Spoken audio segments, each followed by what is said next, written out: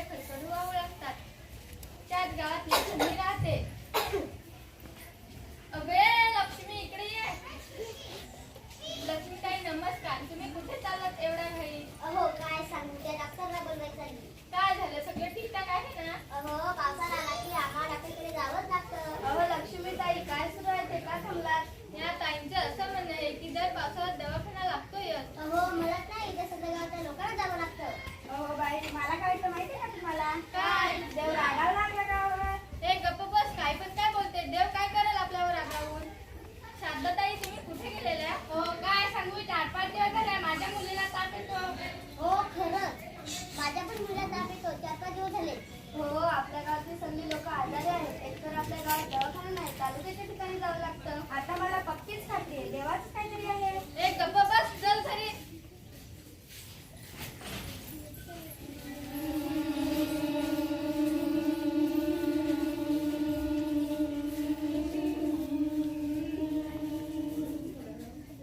झालं एकदाच. सगळ्या गावाला आजारी पाडलं आपण. तर मंडळी हे डास आहे, डेंगू आहे, मच्छर आहे, मलेरिया या तिघातले भयंकर आजार होतो, खास करून पावसाळ्यात.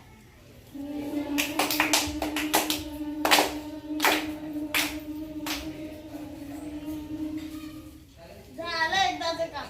सगळ्या गावाला आजारी पडला आपण. हा हा हा. मी आहे मच्छर, मी चावतो, रक्त पितो, पण ते फुकट नाही. त्याबद्दल मी आजार देतो. डेंगू, मलेरिया, ताप, उलटी. पावसाळा आला की आम्ही येतो आणि गावात आजार पसरवतो. साठवलेलं पाणी, कचरा माझं घर. जिथे अस्वच्छता तिथे आम्ही असतो. आम्ही चावतो, खूप चावतो. हा हा हा. नाहीतर काय, इतर सगळीकडे घाण असते, त्यामुळे आपलं काम सोपं पडतं. हो ना रे, मला सांग तू सध्या कुठे राहतो? नालीत, घराजवळच्या नालीत, कचऱ्याच्या ढिगात मी राहतो. वा मस्त, बढिया. बरं, मला सांग तू सध्या कुठे राहतो? मला स्वच्छ पाणी लागतं. घरातच साचलेलं पाणी मी तिथे राहतो. वा मस्त, बढिया. बरं, जवळ आपल्याला कोणीच पकडत नाही तोवर आपली मज्जा.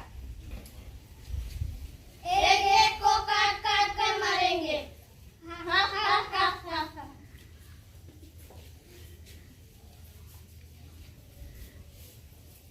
तर मंडळी तुम्हाला कळलं का? गाव छोटा आहे पण निसर्ग सुंदर आहे, त्यासोबत मच्छरी आहेत. शारदाताई आणि लक्ष्मीताई तुम्ही डॉक्टरकडे जाऊन आला की? हो. काय म्हणाले डॉक्टर? मला तर डॉक्टरने एवढ्या मोठ्या गोळ्या दिल्या, जीव जाईल गोळ्या खाऊन खाऊन. पैसा पण जातो, डॉक्टरचं काय जातं. साधी सर्दी झाली तरी डॉक्टर सोबतच बोलायचो, मेला मुर्दा. आणि तुला काय दिलं? मला औषध दिलं. लेकरं तर औषध पीत नाही, एक टोपणभर दिलं तरी वकून टाकतात. सगळा नाश होतो पैशाचा. नमस्कार. या या या डॉक्टर साहेब या. फक्त गोळ्या औषधं खाऊन आजार जाणार नाही, त्यासाठी आपण प्रयत्न केले पाहिजे. म्हणूनच तर मी म्हणते, देवाला मोठं बोकडच कापलं पाहिजे. ए नाही, बोकड कापल्याने आजार जाणार नाही. आपल्याला मलेरिया का होतो हे समजून घेतले पाहिजे. आपल्या घरातलं पाणी अशुद्ध असते. साठलेल्या पाण्यात मच्छर तयार होतात. बरोबर. घरातलं पाणी अशुद्ध असेल तर ते आधी उकळवून घ्यायचं, थंड करून प्यायचं. आणि घराभोवती पाणी साठवून द्यायचे नाही. घरात कूलर मध्ये पाणी ठेवायचं नाही. टायर किंवा घराभोवती कचरा टाकायचे नाही. बरोबर. आपण काळजी घेतली तर पावसाळ्यात माझ्याकडे यायची गरज लागणार नाही. आणि हो, देव आपल्याला देतो सुंदर सुंदर निसर्ग गाव, पण त्यासोबत सुंदर गाव देतो.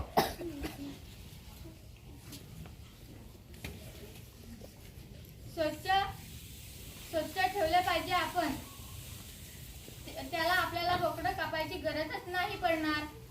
अहो मुळातच ही एक अंधश्रद्धा आहे. माणूस आजारी पडला की सरळ डॉक्टरकडे घेऊन जायचं, बुवा बाबांकडे न्यायचं नाही. येतो मी.